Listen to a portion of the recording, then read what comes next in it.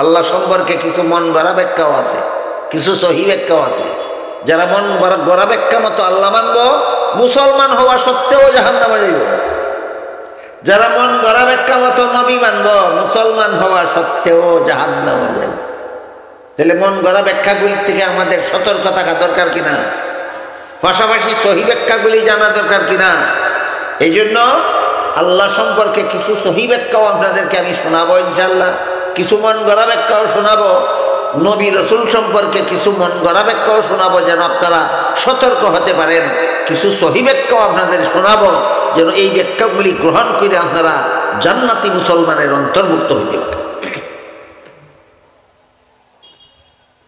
গেল ৭২ দলের পরিচয়।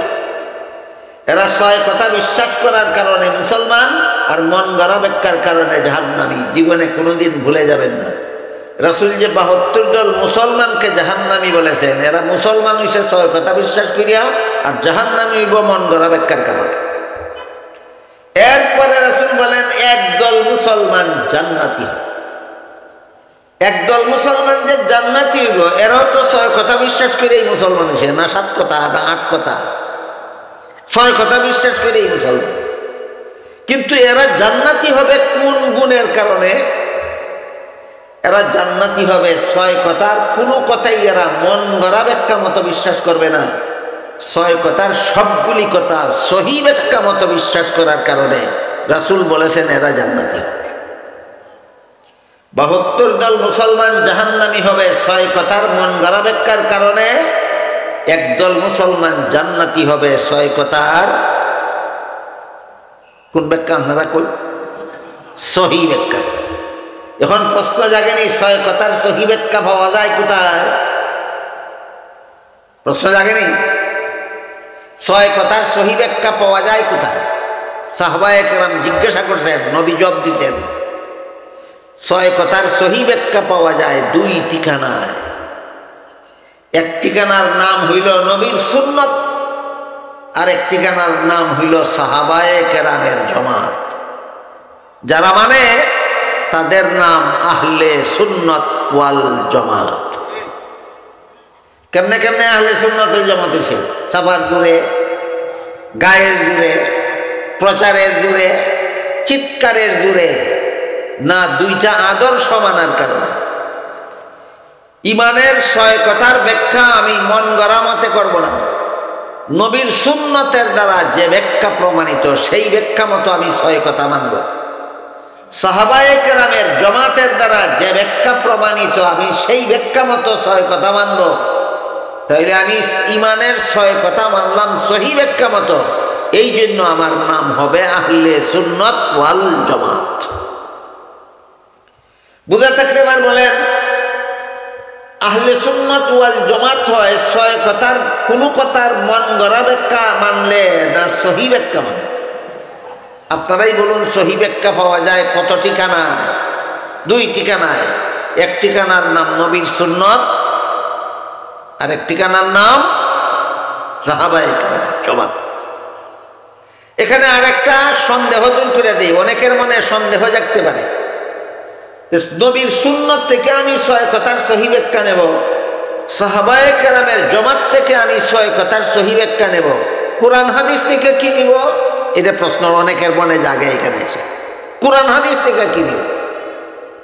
এই প্রশ্নের জবাব হইল, ইমানের ৬ কথা কোরআনে হাদিসে আছে।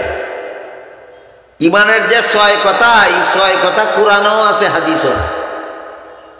কোরআন হাদিস থেকে নেব ইমানের ৬ কথা, আর সুন্নতে রসুল এবং জমাতে সাহাবাত থেকে নেব ৬ কথার সহি ব্যাখ্যা। কোরআন থেকে নিব ইমানের ৬ কথা, হাদিস থেকে নিব ইমানের ৬ কথা, আর নবীর সুন্নত থেকে এবং সাহাবাদের জমাত থেকে নেব ৬ কথার ব্যাখ্যা। এই জন্য আমার নাম হবে আহলে সুন্নাত ওয়াল জামাত। আহলে সুন্নাত কথার অর্থই হইল সুন্নতের অনুসারী। বুঝে থাকলে বলুন, কার সুন্নতের? নবীর সুন্নতের। ওয়াল জমাতের অর্থই হল জমাতের অনুসারী। কোন জমাতের? সাহাবায়ে কেরামের জমাতের। কোন ব্যাপারে? আমি নবীর সুন্নতের অনুসারী কোন ব্যাপারে? আমি সাহাবায়ে কেরামের জামাতের অনুসারী কোন ব্যাপারে? ইমানের 6 কথার সহি ব্যাখ্যার ব্যাপারে। ইমানের 6 কথার সহি ব্যাখ্যার ব্যাপারে আমি নবীর সুন্নতের অনুসারী। এই জন্য আমার নাম আহলে সুন্নত। ইমানের 6 কথার সহি ব্যাখ্যার জন্য আমি সাহাবায়ে কেরামের জামাতের অনুসারী। এই জন্য আমি ওয়াল জামাত। আমি কি আপনাদেরকে সংক্ষেপে বুঝাইতে পারলাম আহলে সুন্নাত ওয়াল জামাত কেমনে হয়, মুসলমান কেমনে হয়? ইমানের 6 কথা বিশ্বাস করলে মুসলমান হয়। আহলে সুন্নাত ওয়াল জামাত কেমনে হয়? এই 6 কথার ব্যাখ্যা নবীর সুন্নাত থেকে এবং সাহাবায়ে কেরামের জামাত থেকে গ্রহণ করলে আহলে সুন্নাত ওয়াল জামাত হয়। এখন আমি কয়েকটা উদাহরণের মাধ্যমে আপনাদেরকে বোঝাবার চেষ্টা করব। এই 6 কথার মধ্যে 1 নম্বর কথা হইল আমি আল্লাহ বিশ্বাস করি, আর 4 নম্বর কথা হইল আমি নবী রসুল বিশ্বাস করি। এই 2টা বিশ্বাসই মূল। আল্লাহ বিশ্বাস, নবী বিশ্বাস, 2টা বিশ্বাসই 6টার মধ্যে মূল, আর বাকিগুলি আনুষঙ্গিক। এই জন্য আল্লাহ বিশ্বাস সম্পর্কে কিছু মন গড়া ব্যাখ্যার উদাহরণ নেব আপনাদেরকে। নবী রসুল বিশ্বাসের ব্যাপারে কিছু মন গড়া ব্যাখ্যা এবং কিছু সহি ব্যাখ্যার উদাহরণ দেব আপনাদেরকে, যেন আপনারা যারা কোরআন হাদিসের কথা শোনার জন্য, বুঝার জন্য আসছেন, আপনারা যেন হিসাব নিকাশ মিলাইয়া দেখতে পারেন যে আপনি মন গড়া ব্যাখ্যা মতো আল্লাহ মানেন না সহি ব্যাখ্যা মতো আল্লাহ মানেন। আপনি যেন হিসাব নিকাশ মিলাইয়া দেখতে পারেন আপনি মন গড়া ব্যাখ্যা মতো নবী মানেন না সহি ব্যাখ্যা মতো নবী মানেন। আল্লাহ সম্পর্কে কতগুলি সহি ব্যাখ্যা আছে, পাশাপাশি কতগুলি মন গড়া ব্যাখ্যা আছে। আল্লাহ সম্পর্কে যত সহি ব্যাখ্যা আছে এর মধ্যে একটা সহি ব্যাখ্যা হইল দুনিয়ার জীবনে চর্মচুকে কেউ কোনোদিন আল্লাহকে দেখতে পারবে না। দুনিয়াতে আল্লাহকে দেখা যাবে না। যে আল্লাহ সম্পর্কে একটা সহি ব্যাখ্যা। আল্লাহ কোরআনে বলেছেন লান তারানি, কিয়ামত পর্যন্ত আমাকে তুমি চর্মচুকে দেখতে পারবে। কেন দেখতে পারবে না? এই প্রশ্নের জবাব না জানার কারণে আজকাল অনেক বড় বড় শিক্ষিত পণ্ডিতরাও ইসলাম ত্যাগ কইরা মুরতাদ হইয়া যায়। আল্লাহ যে বললেন কোরআনে আমাকে কিয়ামত পর্যন্ত দেখতে পারবে না, তুমি কেন দেখতে পারবে না এটা আর জানে না, খালি এইটুকুই শুনছে যে আল্লাহকে দেখতে পারবে। কয় আল্লাহ থাকলে দেখি না কেন? আসলেই নাই, এই জন্য আমি আল্লাহকে বিশ্বাস করি। এইভাবেই মুরতাদ হয়, এইভাবেই নাস্তিক হয়। কাজেই কেন দুনিয়ার জীবনে চর্মচোখে আল্লাহকে দেখা যাবে না এই কথাটাও খুব ভালোভাবে সমস্ত মুসলমানদের জানা দরকার, বোঝা দরকার, জীবন ভর মনে রাখা দরকার। তার কারণ হলো আল্লাহকে দেখার জন্য চোখের মধ্যে যে পরিমাণ পাওয়ার থাকা দরকার, দুনিয়ার জীবনে কোনো মানুষের চোখে আল্লাহ এই পরিমাণ পাওয়ারই দান করেন না। আল্লাহ দেখার জন্য যতটুকু পাওয়ারের দরকার, এই পাওয়ার দুনিয়ার জীবনে আল্লাহ কোনো মানুষের চোখে দান করেন। প্রশ্ন জায়গায় কেন দান করেন? দুনিয়াতে যদি আমার চোখে আল্লাহকে দেখার মতো পাওয়ার তিনি দিতেন, আমি দুনিয়ার জীবনেই আল্লাহকে দেখতে পারতাম। দিলেন না কেন? এই প্রশ্নের জবাব হইল দুনিয়াতে যদি আল্লাহ মানুষের চোখে আল্লাহকে দেখার মতো পাওয়ার দিতেন, অবশ্যই দুনিয়াতেই মানুষ আল্লাহকে দেখতে পারত, কিন্তু তখন তার ইমানটা গ্রহণযোগ্য হইত না। আল্লাহ দীক্ষা ইমান আনলে ইমান কবুল হয় না, আল্লাহরে না দীক্ষা ইমান আনলে ইমান কবুল হয়। এই কথাগুলি কি আপনাদের সকলের জানা দরকার, বোঝা দরকার, জীবন ভর মনে রাখা দরকার। দুনিয়াতে আল্লাহ আমাদের চোখে আল্লাহ দেখার মতো পাওয়ার দেন না কেন? দিলেই তো দেখবো, দেখলেই তার ইমানটা কবুল হইত। এই জন্য দুনিয়ার জীবনে কোনো মানুষের চোখে আল্লাহকে দেখার মতো পাওয়ার দেন না, যেন না দেখে ইমান আনে, ইমানটা যেন আল্লাহর কাছে গ্রহণযোগ্য হয়। বুঝে থাকলে এবার বলেন, দুনিয়ার জীবনে আমাদের চোখে আল্লাহকে দেখার মতো পাওয়ার না দিয়া আল্লাহ আমাদেরকে বঞ্চিত করলেন না ইমান কবুল হওয়ার ব্যবস্থা করলেন? এই কথাটা যদি জানে না এক বান্দায়, আল্লাহর এত বড় মেহেরবানির শুকরিয়া আদায় করব কিভাবে? আল্লাহর মেহেরবানি জানলেনই শুকরিয়া আদায় করব, না না জানলে? যে জানেই না যদি যে আল্লাহ আমারে দুনিয়াতে আল্লাহ দেখার মতো পাওয়ার আমার চোখে না দিয়া কত বড় মেহেরবানি করছেন, আমার ইমানটা কবুল হওয়ার ব্যবস্থা করছেন, এটা জানলে পরে তো হে আল্লাহ শুকরিয়া আদায় করতো। জানেই না কি শুকরিয়া আদায় করব? কথা বুঝলেন কিনা দেখেন। গেল আল্লাহ সম্পর্কে একটা সহি ব্যাখ্যা। দুনিয়ার জীবনে আল্লাহকে দেখা যাবে। আল্লাহ সম্পর্কে আরেকটা সহি ব্যাখ্যা হইল, কোরআনের আয়াতেও আল্লাহ বলেছেন, রাসূল তার হাদিসেও বলেছেন, পরকালে মুমিন বান্দাদের চোখে আল্লাহকে দেখার মতো পাওয়ার দেওয়া হবে। তখন মুমিন বান্দারা পরকালে আল্লাহকে পূর্ণিমার চন্দ্রের চেয়েও আরো বেশি পরিষ্কারভাবে দেখতে পাবে। তাহলে দেখা যায় না শুধু দুনিয়াতে, না আখেরাতেও?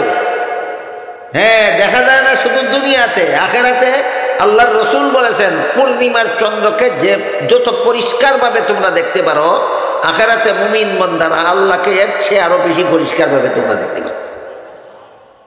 এখানে আর একটা প্রশ্ন আছে, সেটা হইল আমরা তো দেখার আগেই মানানছি, যে আখেরাতে আর দেখার কি দরকার? আমরা তো দুনিয়াতে না দেখেই আল্লাহরে বিশ্বাস করছি, তাহলে আখেরাতে আর দেখার পাওয়ার দেওয়ারই দরকার কি? আখেরাতে আল্লাহরে দেখারই আর দরকার কি? এটার এই প্রশ্নের জবাব আপনাদের জানা থাকা দরকার। সেই জবাব হইল, জান্নাতীরা জান্নাতে গিয়া যত নিয়ামত ভোগ করবে, সমস্ত জান্নাতি নিয়ামত ভোগ করার যত আনন্দ হবে, আল্লাহকে মুহূর্তের জন্য দেখার আনন্দ হবে তার চেয়েও বেশি।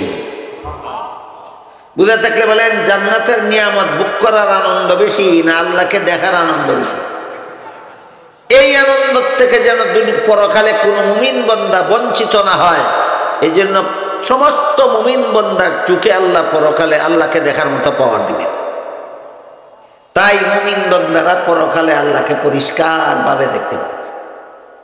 গেল আল্লাহ সম্পর্কে দুইটা সহি ব্যাখ্যা। এক নম্বর, দুনিয়াতে দেখা যাবে না। 2 নম্বর, আখেরাতে দেখা যাবে। 1 নম্বর, দুনিয়াতে দেখা যাবে না। 2 নম্বর, আখেরাতে দেখা যাবে। আল্লাহ সম্পর্কে 3 নম্বর সহি ব্যাখ্যা। আমি খুব শর্টকাটই বলার চেষ্টা করব, বিস্তারিত বলার, একদিনে সব কথা বলা যায় না। বেশি বলার চেষ্টা করলে একটা গ্লাসে যদি এক পোয়া পানি ধরে, 1 পোয়া, এটার মধ্যে যদি আধা কেজি পানি ডালা হয়, তা থাকবো না, উপচে পড়ব। ঠিক তেমনি ভাবে মানুষ যতটুকু কথা স্মরণ রাখতে পারে, এর বেশি কথা কইলে ওই যেটা কোয়া হয়েছিল এটাও উপচা পড়ে। এই কারণে একদিনে বেশি কথা বলা উচিত না, একদিনে বেশি কথা জানার চেষ্টা করাও ঠিক না। এই জন্য আমি খুব শর্টকাটে অল্প অল্প কিছু ব্যাখ্যা আমাদের সামনে তুলে ধরবো, যেন সারা জীবনভর মনে রাখতে পারে। দেখি মনে রাখতে পারলেন কি না? আল্লাহ সম্পর্কে 1 নম্বর সহি ব্যাখ্যাটা কি? দুনিয়াতে দেখা যাবে না। আল্লাহ সম্পর্কে 2 নম্বর সহি ব্যাখ্যাটা কি? আখেরাতে দেখা যাবে। আল্লাহ সম্পর্কে 3 নম্বর সহি ব্যাখ্যা হইল, আল্লাহ কোনো সময় কোনো বান্দার সাথে বিন্দু মাত্র অবিচার করেন না। আপনারা কি ধারণা? কেউ যদি এই কল্পনা করে যে আল্লাহ এই ব্যাপারটা আমার সাথে অবিচার করছে, বিন্দু মাত্র অবিচার করেছেন আল্লাহ কারো সাথে কোনোদিন, অথবা ভবিষ্যতে আল্লাহ কারো সাথে কোনোদিন বিন্দু মাত্র অবিচার করবেন, এমন কথা মনে স্থান দেওয়ার সাথে সাথে সে আর মুসলমান থাকে না, কাফের হইয়া যায়। আপনারা বুঝলেননি কথাটা?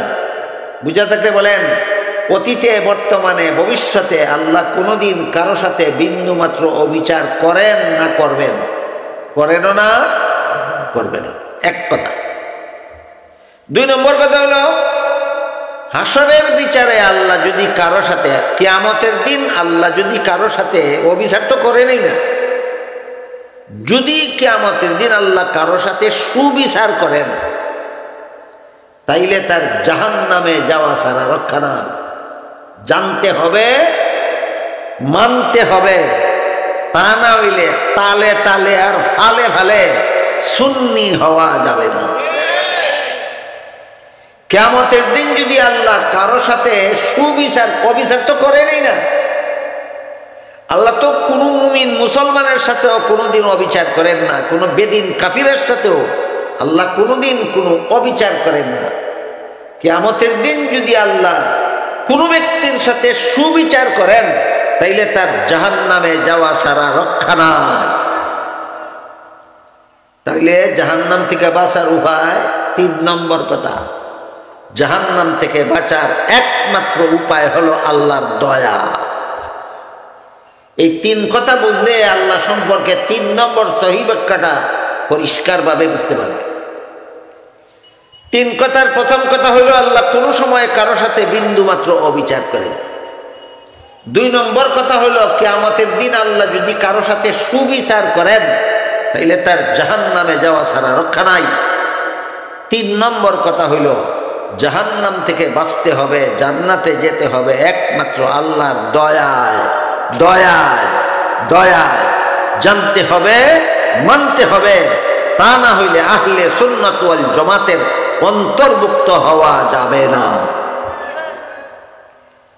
কিন্তু কথাটা অনেকের বুঝে আসে না যে হাসরের দিন আল্লাহ সুবিচার করলে কেমনে আমি জাহান্নামে যাব।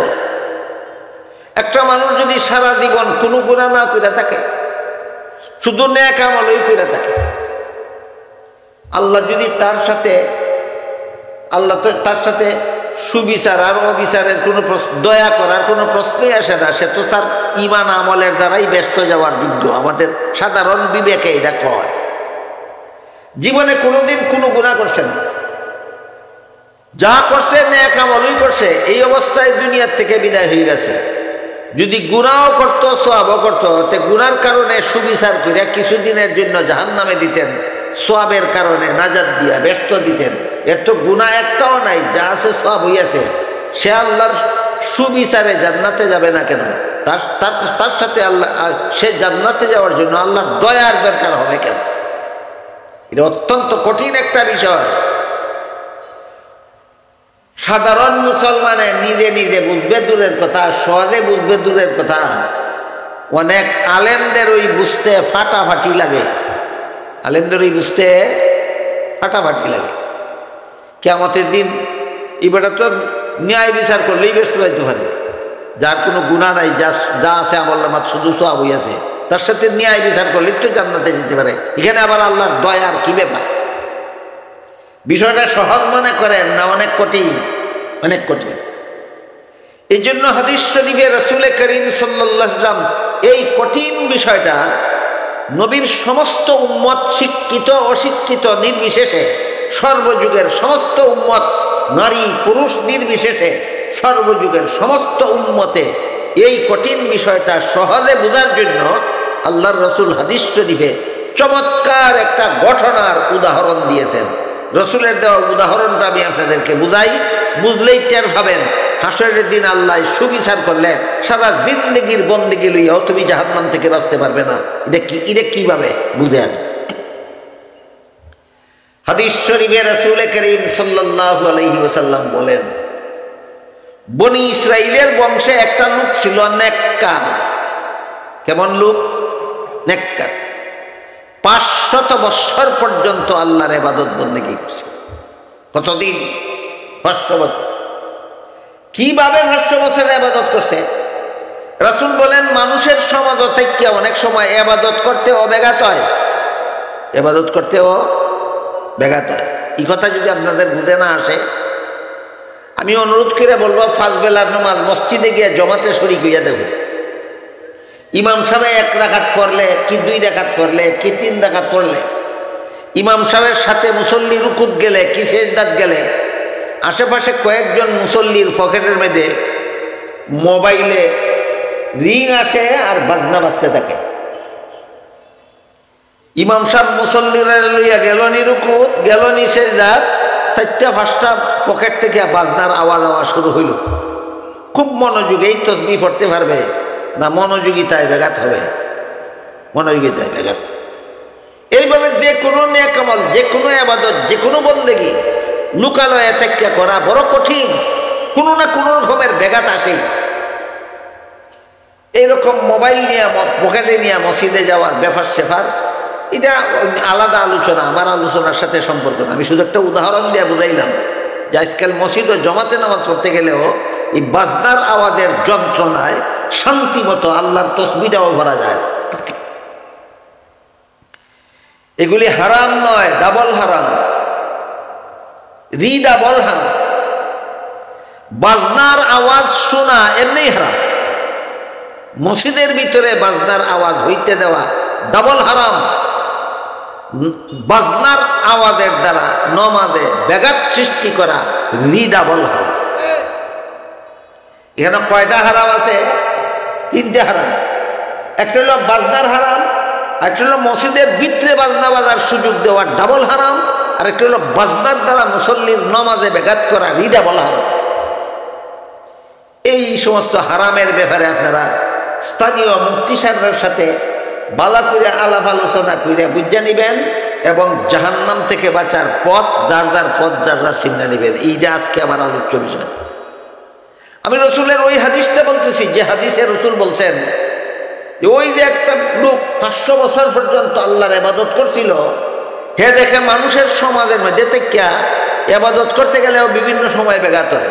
এই জন্য নির্বিঘ্নে আল্লাহর ইবাদত করার জন্য লোকটা মানুষের সমাজ ছাইরা সাগরের মধ্যে একটা দ্বীপও গেছে, যেখানে কোনো মানুষ নেই, যেখানে কোনো জীব জানোয়ার নাই, যেখানে কোনো গান বাজনা নাই, যেখানে কোনো মাইকের আওয়াজ নাই, যেখানে কোনো মানুষ পশু নাই, যেখানে কোনো বাড়িঘর নাই, দোকানপাট নাই, হাট বাজার নাই, হই হল্লা নাই, চিল্লা চিল্লি নাই, এমন নিরিবিলি দ্বীপের মধ্যে গেছে আল্লাহর ইবাদত করতে। দ্বীপের মধ্যে তো দোকান ফাটো নাই, ফসলও ফলে না, খাইব কি?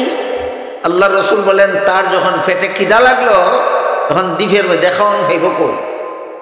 আল্লাহ নিজের কুদরতে ওই দ্বীপের মধ্যে একটা ডালিম গাছ সৃষ্টি করে দিলেন। ডালিম গাছ ডালিম দৈরে ফাঁকি রয়েছে, যখন খিদা লাগে একটা ডালিম ফেটে খায়, তার পেটের খিদা নিবারণ দিয়ে। যখন পানির পিপাসা লাগলো, সাগরের লুনা পানি পান করা যায় না, এখন মিঠা পানি ভাইব কই? রাসূল বলেন আল্লাহর কুদরতে ওই দ্বীপের মধ্যে হাতের আঙ্গুলের সমান একটা ছিদ্র করিয়া মিঠা পানির ঝরনা সৃষ্টি করে দিলেন। যখন পিপাসা লাগে ওই ঝরনা, কুদরতি ঝরনার থেকে এক গ্লাস পানি পান করে আর তার পিপাসা নিবারণ হয়ে যায়। বুক লাগলে ডালিম ফেরা খায়, বুক যায়, পিপাসা লাগলে ঝরনার পানি খায়, পিপাসা যায়, আর বাকি সময় সে আল্লাহর ইবাদত বন্দেগীতে কাটায়। এই অবস্থায় লোকটা আল্লাহর ইবাদত বন্দেগী করছিল 500 বছর। জীবনের শেষে সে আল্লাহর কাছে দোয়া করলো, হে আল্লাহ, আমার জীবনের শেষ সেজদার মধ্যে যেন মরণটা হয়। তোমার দরবারে মাথা নত কইরা জমিনে কপাল লাগাইছি, এই অবস্থায় যেন আমার মরণ হয়। আর আমার মরণের পরে আমার লাশটা যেন মাটি খাইতে না পারে, আমার লাশটা যেন অক্ষুণ্ণ থাকে। তার দোয়াটাও আল্লাহ কবুল করছেন। জীবনের শেষ সেজদার মধ্যেই তার মরণ হয়েছে, লাশটা সেজদার মধ্যেই আছে, কিয়ামত পর্যন্ত সেজদার মধ্যেই থাকবে। কিয়ামতের দিন এই সেজদার থেকে জিন্দা হইয়া মানুষটা অন্য মানুষের সাথে যখন হাসরের মাঠে দাঁড়াবে, তখন আল্লাহ পাক রব্বুল আলামিন একজন ফিরিস্তাকে বলবেন, ও ফিরিস্তা, আমার এই বন্দা বড় নেককার, তার আমল নামাত গুনাহ একটাও নাই, গুনাহ একটাও নাই, 500 বছরের ইবাদত বন্দেগীর সওয়াব আছে। কাজেই তুমি আমার এই নেককার বন্দারে আমার দয়ায় জান্নাতে পৌঁছায় দাও।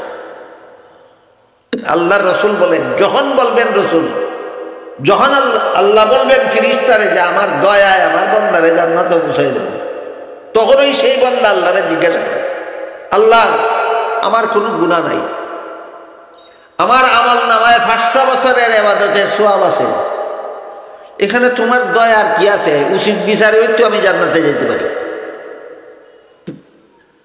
এবারে কি দয়া চাইছে না ন্যায় বিচার চাইছে? ন্যায় বিচার।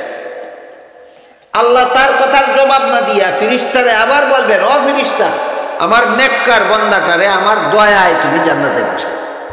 ওই লোকে আবার প্রশ্ন করবে, হে আল্লাহ, তোমার দয়ায় যদি আমার জান্নাতে যাইতে হয় তাহলে আমার 500 বছরের ইবাদত গেল কোথায়? দুইবার রিপিট করার পরে আল্লাহ ওই বান্দারে হাসরের মাঠে বলবেন, ঠিক আছে, তুমি যদি তোমার 500 বছরের ইবাদতের হিসাব দিয়া বেহেশতে যাইতে চাও তাহলে হিসাব দেও, আমার আপত্তি নাই। রাসূল বলেন, তখন এই বান্দার সাথে হাসরের মাঠে আল্লাহর হিসাব নিকাশ শুরু হবে। ওই বান্দার ঘটনাও শুনেন আর নিজেদের হিসাব নিকাশের কথাও স্মরণ করেন।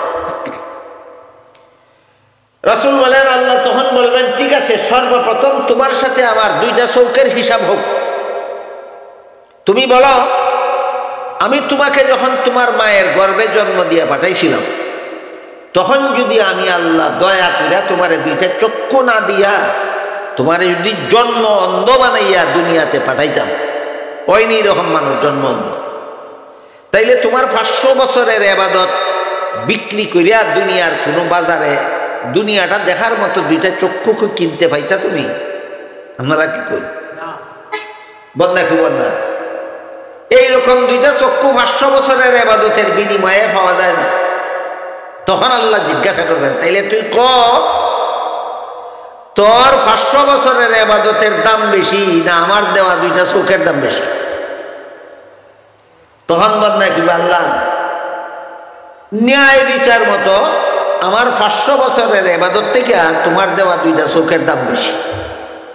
আল্লাহ জিজ্ঞাসা করবেন, তাইলে তোর 500 বছরের ইবাদতের দ্বারা কি আমার দেওয়া 2টা চোখের মূল্য আদায় হয়?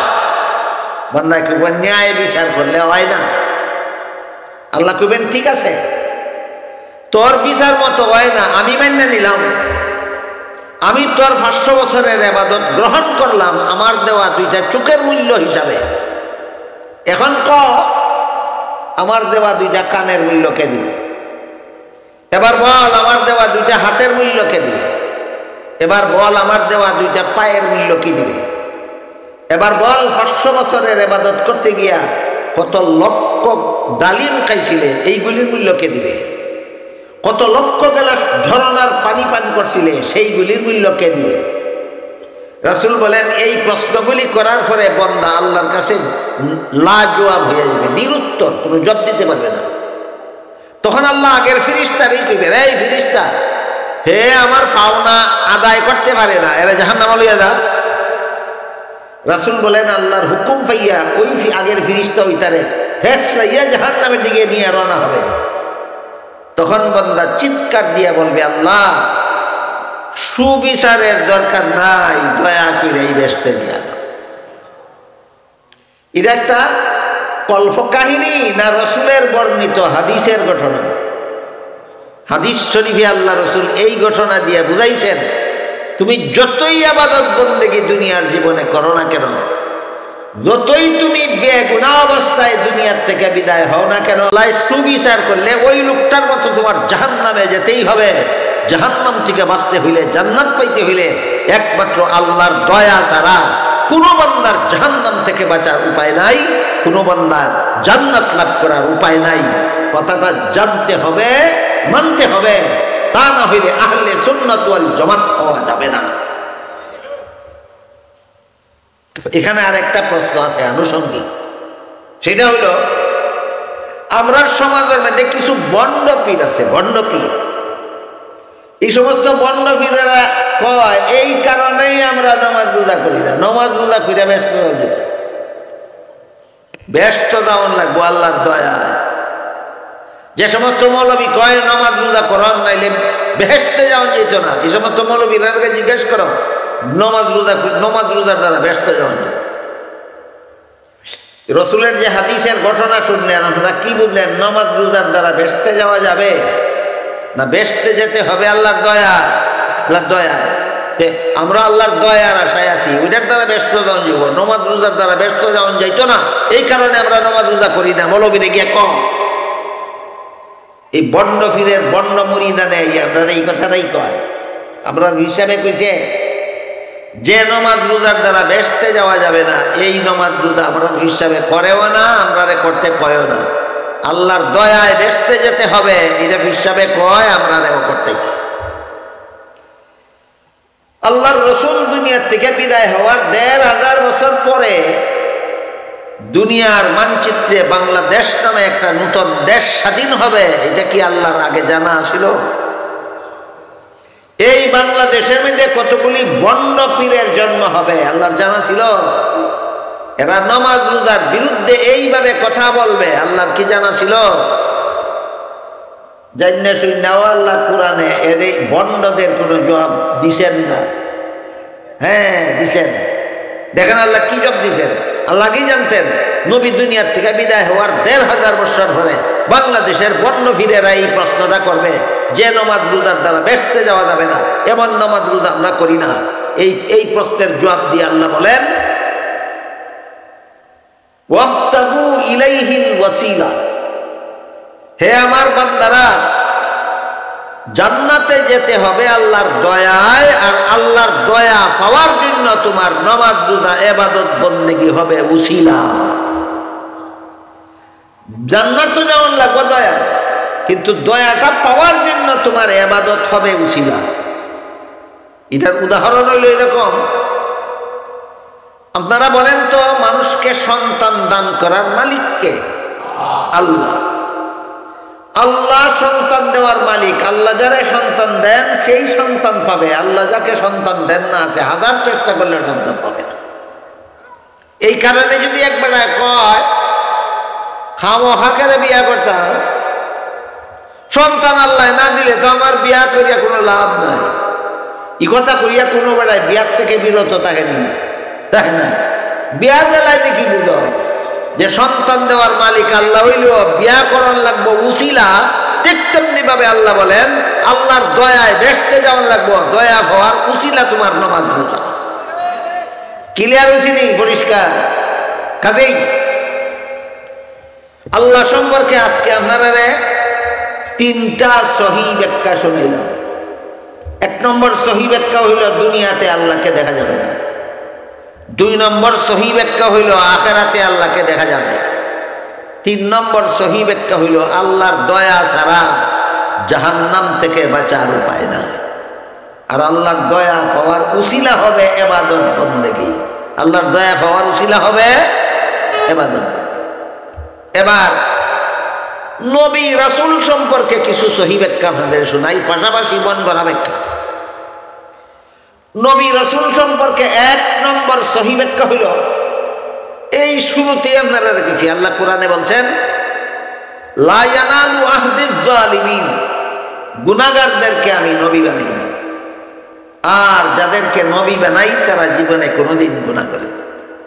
কাজেই সমস্ত নবী রাসূল সম্পর্কে 1 নম্বর সহি ব্যাখ্যা হইল আল্লাহর সমস্ত নবী রাসূলগণ আজীবন বেগুনাহ। সমস্ত নবী রাসূলগণ আজীবন বেগুনাহ, যে নবী রাসূল সম্পর্কে 1 নম্বর সহি ব্যাখ্যা। কাজেই কোন মুসলমান যদি নবী রাসূলের জীবনের কোন ঘটনারে মন গড়া ব্যাখ্যা করে গুনাহগার সাজায়, সে সহি ব্যাখ্যা মতো নবী মানল না মন গড়া ব্যাখ্যা মতো নবী মানল? তুমি নবী মাইন না মুসলমান হইছ, মন গড়া ব্যাখ্যার কারণে তোমাকে জাহান্নামে যেতে হবে। বুঝলেন কিনা? ৭২ দল মুসলমানকে রাসূল কেন জাহান্নামী বললেন? নবী মানে মুসলমান হইছে, জাহান্নামে যাবে কেন? মন গড়া ব্যাখ্যা মতো নবী মানে। কেমন ব্যাখ্যা মতো নবী মানে? মন গড়া ব্যাখ্যা। আপনারা ভালো রকম মনে রাখবেন, মুসলমান সমাজের ভিতরে যারা যারা নবীগণকে অপরাধী সাব্যস্ত করে, গুনাহগার সাব্যস্ত করে, পাপিষ্ঠ সাব্যস্ত করে, এরা সহি ব্যাখ্যা মতো নবী মানে না, মন গড়া ব্যাখ্যা মতো নবী মানে। গেল নবী রাসূল সম্পর্কে 1 নম্বর সহি ব্যাখ্যা, এরা আজীবন বেগুনাহ হইয়া থাকে। বর্তমান দুনিয়ার মুসলমান সমাজের ভিতরে যারা যারা নবীরারে গুনাহগার, পাপিষ্ঠ, শাস্তিযোগ্য অপরাধী বলে প্রচার করে বেড়ায়, এদের মধ্যে একজনের নাম হইল হযরত মাওলানা সাদ সাহেব। হযরত মাওলানা সাদ সাহেবে কয় জাকারিয়া আলাইহিস সালাম শাস্তিযোগ্য, আল্লাহর দরবারে শাস্তিযোগ্য অপরাধ করেছিলেন। ইউসুফ আলাইহিস সালাম আল্লাহর দরবারে শাস্তিযোগ্য অপরাধ করেছিলেন। মুসা আলাইহিস সালাম আল্লাহর দরবারে শাস্তিযোগ্য অপরাধ করেছিলেন। এমনকি মুহাম্মাদুর রাসূলুল্লাহ সাল্লাল্লাহু আলাইহি ওয়াসাল্লাম আল্লাহর দরবারে শাস্তিযোগ্য অপরাধ করেছিলেন। এই যে নবীর নাম দৈরা দৈরা শাস্তিযোগ্য অপরাধ মানে গুনাহ। গুনাহ ফার্সি শব্দ, গুনাহ হইল ফার্সি শব্দ, বাংলা অর্থ পাপ। গুনাহ বলেন পাপ বলেন এইগুলি শাস্তির যোগ্য হয়। যেই কাজের শাস্তি নাই এটার নাম গুনাহও না, পাবো না। সারমর্ম হলো এই সাদ সাহেব বিভিন্ন নবীর নাম ধৈরা ধৈরা এদেরকে গুনাহগার বললে ঘোষণা দিছে, বারবার ঘোষণা দিতেছে, বারবার সতর্ক করা হইতেছে, একবারও মানে না। যখন বলা হয় সাদ সাহেব বলতেছে তখন তার অন্ধ ভক্তরা কয় না, কইছে এইসব কথা কইছে না।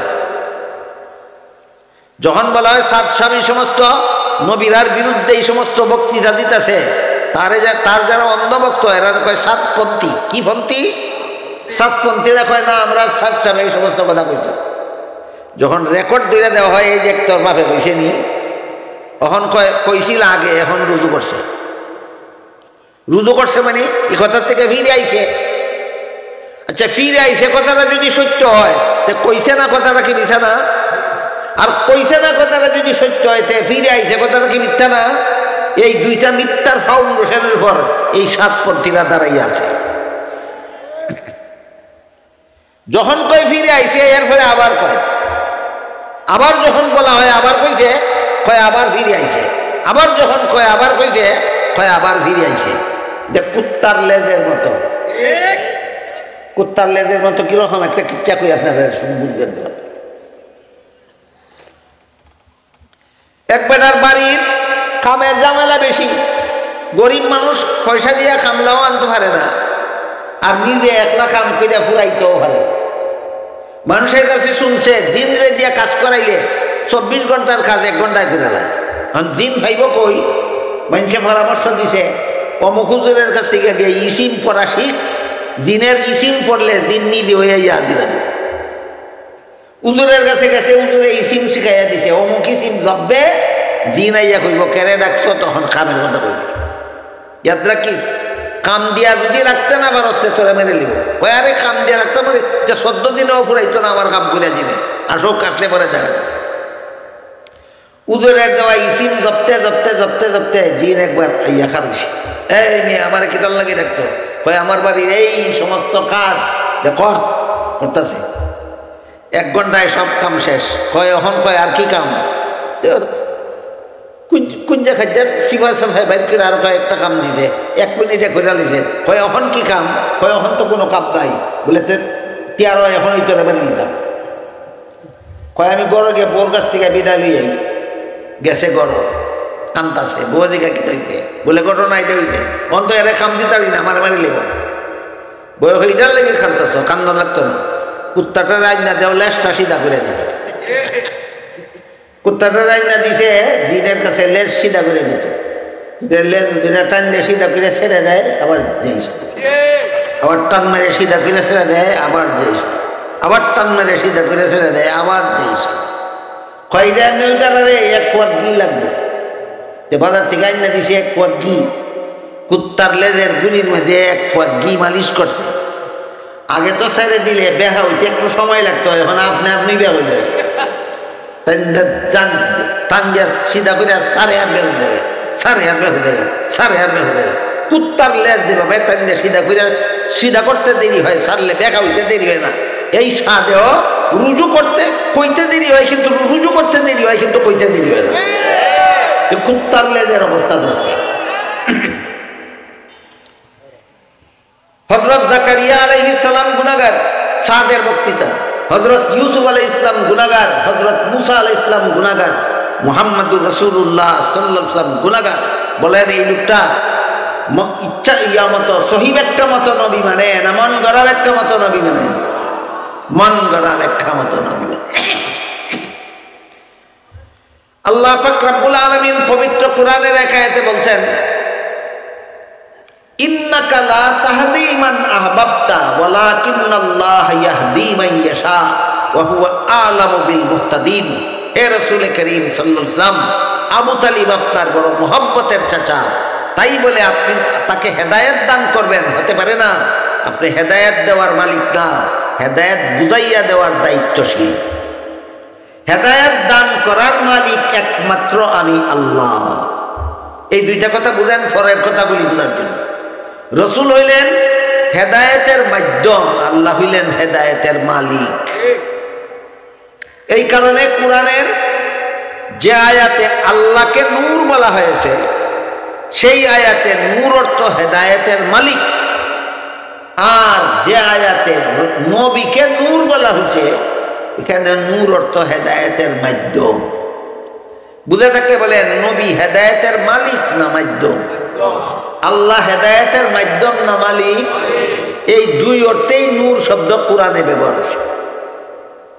আল্লাহর বেলায় নূর ব্যবহার হয়েছে হেদায়েতের মালিক অর্থে, নবীর বেলায় নূর ব্যবহার হয়েছে হেদায়েতের মাধ্যম অর্থে। গুড়ার ডিমা বুঝে না আল্লাহরে কেন কোরআনের কোনো আয়াতে নূর বলা হইল, নবীরে কেন কোরআনের কোনো আয়াতে নূর বলা হইল। গুড়ার ডিমা বুঝে না, খালি কয় নবী নূরের তৈরি। এখানে নূরের তৈরি কইছে, এখানে নবীরে যে আয়াতে নূর কইছে নূরের তৈরি কইছে না হেদায়েতের মাধ্যম কইছে? তুই কোরআন কোরআন দিন বুঝছি, এত কোরআনও মানে মন ধরা ব্যাখ্যা মতো। তো আল্লাহ পাক রব্বুল আলামিন বলেন, আপনি যদি হেদায়েতের মালিক হইতেন, আপনার মহব্বতের চাচা আবু তালিবকে আপনি হেদায়েত দিতে পারতেন। আপনি হেদায়েতের মালিক না, আপনি মাধ্যম, আপনার দায়িত্ব শেষ। হে হেদায়েত বুঝাও গ্রহণ করতে চায় না, আমি আল্লাহ এমন লোকরা হেদায়েত দান করি না, হেদায়েতের মালিক আমি আল্লাহ।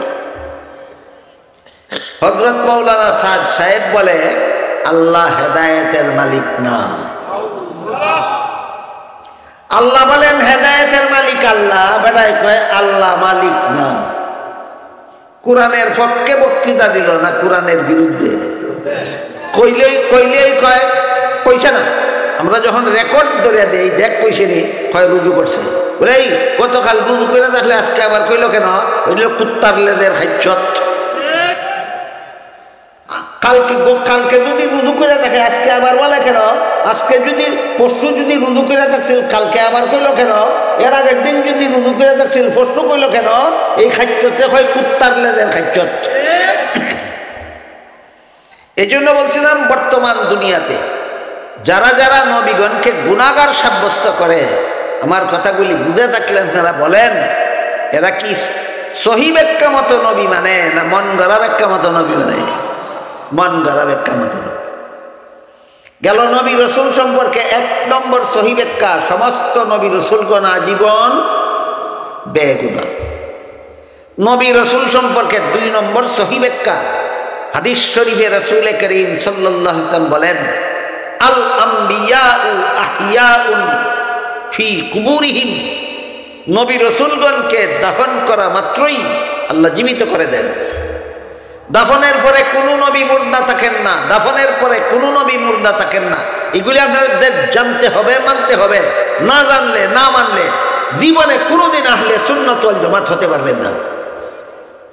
বলেন, আমি আহলে সুন্নাত ওয়াল জামাত হওয়ার জন্য দাফনের পর থেকে নবী মুর্দা থাকেন না, জানতে হবে কিনা, মানতে হবে কিনা? হ্যাঁ, জানতে হবে, মানতে হবে। কেউ যদি কয় দাফনের পরেও নবী মুর্দা, সে মন গড়া ব্যাখ্যা মতে নবী বলে, সে আর যাই কিছু হোক আহলে সুন্নাত ওয়াল জামাত হতে পারে না। গেল নবী রসুল সম্পর্কে 2 নম্বর সহি ব্যাখ্যা। বলেন 1 নম্বর সহি ব্যাখ্যাটা কি ছিল? বেগুনাহ। নবী রসুল সম্পর্কে 1 নম্বর সহি ব্যাখ্যা কি ছিল? বেগুনাহ। 2 নম্বর ব্যাখ্যা দাফনের পর থেকে জিন্দা, দাফনের পর থেকে